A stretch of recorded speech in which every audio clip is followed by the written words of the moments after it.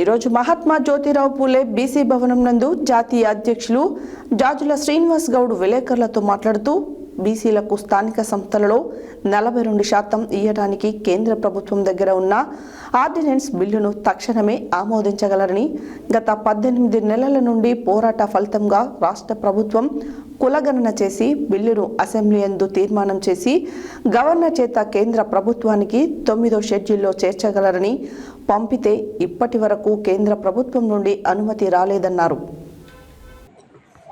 ఈ రోజు మహాత్మా జ్యోతిరావు పూలే బీసీ భవన్ నందు జాతీయ అధ్యక్షులు జాజుల శ్రీనివాస్ గౌడ్ విలేకరులతో మాట్లాడుతూ బీసీలకు స్థానిక సంస్థలలో 42% ఇయ్యడానికి కేంద్ర ప్రభుత్వం దగ్గర ఉన్న ఆర్డినెన్స్ బిల్లును తక్షణమే ఆమోదించగలరని గత 18 నెలల నుండి పోరాటం ఫలితంగా రాష్ట్ర ప్రభుత్వం కులగణన చేసి బిల్లును అసెంబ్లీ ముందు తీర్మానం చేసి గవర్నర్ చేత కేంద్ర ప్రభుత్వానికి 9వ షెడ్యూల్లో చేర్చగలరని పంపితే ఇప్పటి వరకు కేంద్ర ప్రభుత్వం నుండి అనుమతి రాలేదన్నారు.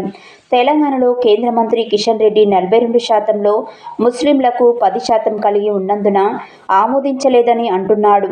మరో కేంద్ర మంత్రి బండి సంజయ్ మాట్లాడుతూ ముస్లింలను కూడా ఎలా బీసీ రిజర్వేషన్లు కలుపుతారని ప్రశ్నించారు. బీజేపీ రాష్ట్ర అధ్యక్షులు రామచంద్రారావు మాట్లాడుతూ కులగణన చట్టబద్ధంగా చేయలేదు మరియు బీజేపీ పార్టీ తెలంగాణలో కాకుండా ఢిల్లీ యందు ధర్నా చేసి కేంద్రంపై ఒత్తిడి చేసి బీసీలకు 42% రిజర్వేషన్ను కల్పించవలసిందిగా డిమాండ్ చేస్తున్నాము. తెలంగాణ రాష్ట్ర ముఖ్యమంత్రి మరియు ఇతర మంత్రివర్గీయులు అందరూ కలిసి 2 సార్లు ఢిల్లీలో ధర్నా చేసినా కూడా రాహుల్ గాంధీని బీసీ రిజర్వేషన్లపై పార్లమెంటులో చర్చించవలసిందిగా డిమాండ్ చేస్తున్నాము. రాష్ట్రపతి దగ్గర ఉన్న ఆర్డినెన్స్ బిల్లును కూడా తక్షణమే కేంద్ర మంత్రులు కేంద్రంపై ఒత్తిడి చేసి బీసీ బిల్లును ఆమోదించవలసిందిగా డిమాండ్ చేస్తున్నాం. స్థానిక సంస్థల యందు 42% రిజర్వేషన్లు కల్పించిన తర్వాతనే స్థానిక సంస్థల ఎన్నికల నిర్వహించాలని డిమాండ్ చేస్తున్నాము. ఈ కార్యక్రమంలో నేలపట్ల సత్యనారాయణ, జిల్లా ప్రధాన కార్యదర్శి కేశబోయిన శంకర్ ముదిరాజ్, సీనియర్ ఉపాధ్యక్షులు నకరేకంటి కాశయ్యగౌడ్, బీసీ సంక్షేమ సంఘం రాష్ట్ర కార్యదర్శి జాజుల లింగం, బీసీ విద్యార్థి సంఘం నల్గొండ జిల్లా అధ్యక్షులు నల్ల మధు యాదవ్, గ్రేటర్ హైదరాబాద్ ప్రధాన కార్యదర్శి అనంతల సాయి, పవన్ గౌడ్ తదితరులు పాల్గొన్నారు.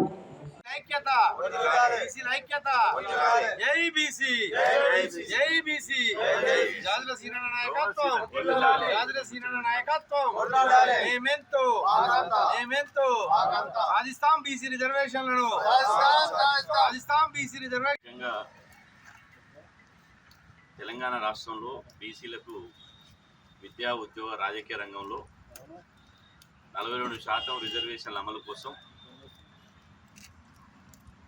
గత 18 నెలలుగా నిర్విరామంగా పోరాటం చేస్తూనే ఉన్నాం. ఈ రిజర్వేషన్ల సాధన కోసం గల్లీ నుంచి ఢిల్లీ దాకా పోరాటం చేసినాం.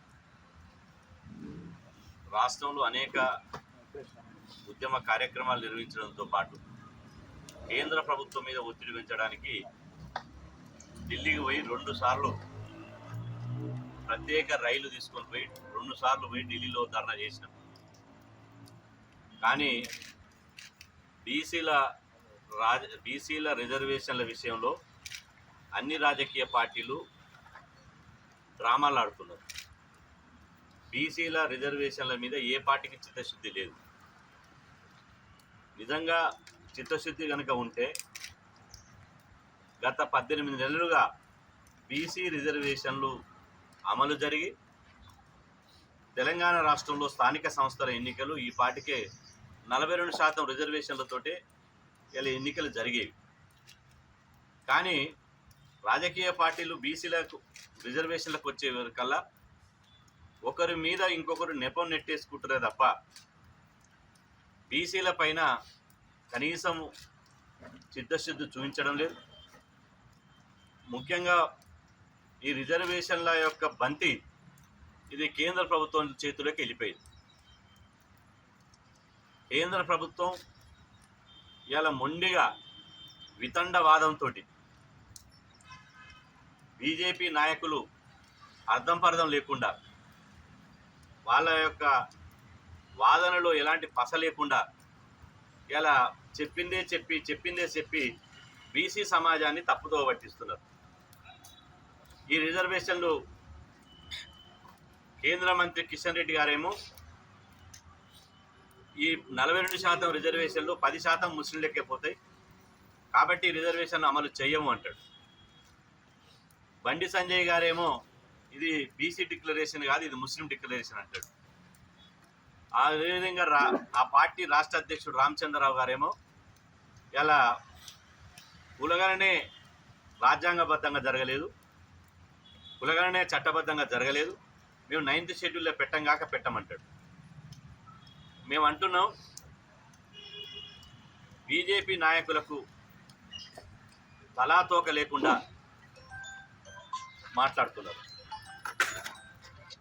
బీజేపీ నాయకులు మొదటి నుంచి బీసీ వ్యతిరేకులు. గవర్నర్ ద్వారా ఆ రిజర్వేషన్ల జీవో తీసుకురావాలనుకుంటే రాజ్భవన్ను ప్రభావితం చేసి ఇంతవరకు ఆర్డినెన్స్కు క్లియరెన్స్ ఇయ్యరు. ఇలా వాళ్ళు ఢిల్లీలో చేయాల్సినటువంటి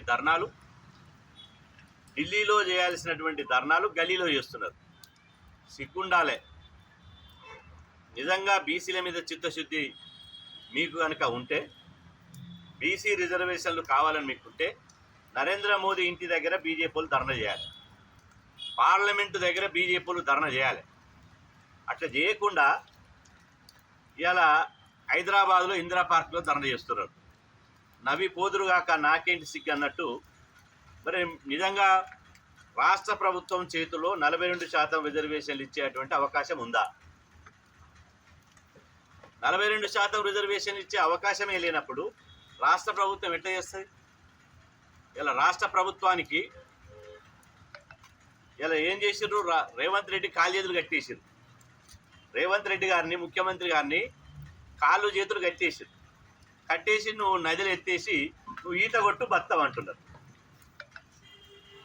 జీవోలు తీసుకునే అధికారాన్ని ఎవరైతుంది, ఆర్డినెన్స్ తీసుకునే అధికారాన్ని ఎవరైతుంది, 9th షెడ్యూల్లో పెట్టుకునే అటువంటి అధికారం ఎవరైతుంది, చట్టం చేసుకునే అధికారం ఎవరైతుంది, అన్నీ మీ దగ్గర పెట్టుకొని రిజర్వేషన్లు కావాలి ఇస్తావా సస్తావా అంటే ఇవాళ ఈ దొంగ తిరుగుడు మాటలు, మీ యొక్క ద్వంద్వ విధానం, 2 నాలుకల ధోరణి, బీజేపీ వైఖరి బీజేపీ పెద్దలు మార్చుకోవాలి.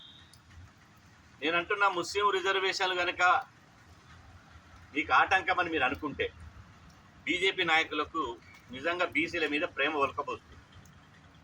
ముస్లిం రిజర్వేషన్లే అడ్డంకిగా మారితే తీసేసే అధికారం కేంద్రం చేతుల్లో ఉంది.